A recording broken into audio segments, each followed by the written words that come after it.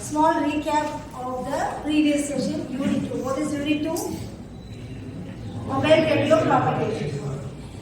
Before getting into the actual lecture, let us see what is propagation.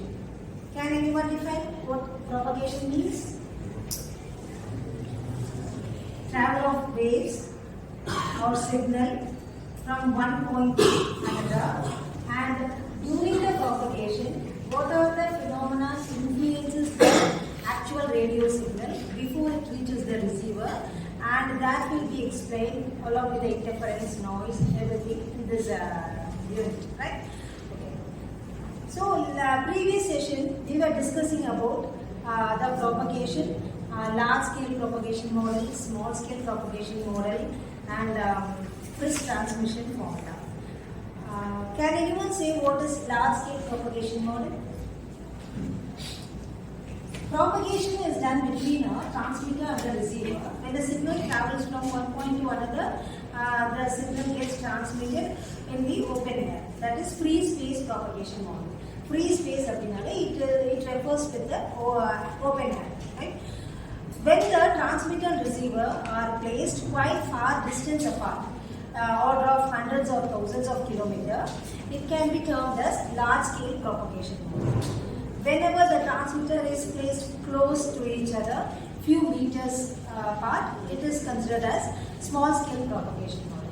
So this large scale propagation model characterizes the mean received signal strength between the transmitter and receiver, whereas the small scale propagation model characterizes the rapid fluctuations that happens or that undergoes during the transmission between the transmitter and receiver when both are placed close to each other, few meters apart. This is the basic difference between large scale propagation model and small scale propagation model. Large scale propagation model, we have a live example. All kind of satellite communication and microwave communication, all these comes under large scale propagation model.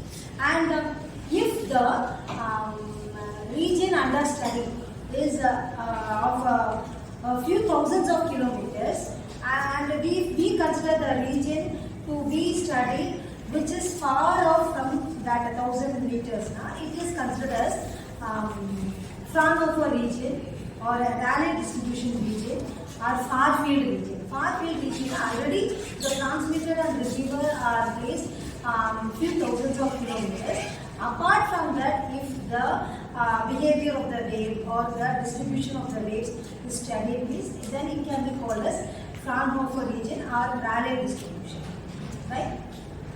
Then next is Friis transmission formula.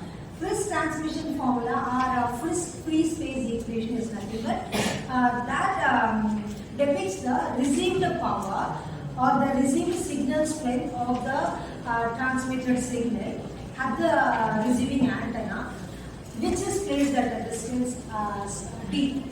It is represented as P R of d is equal to transmitted power product of the gain of both the transmitting antenna and the receiving antenna divided by the distance between the square of the distance between the transmitting and the receiving antenna.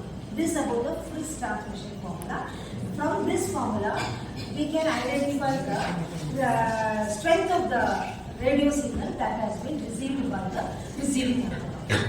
These are the important parameters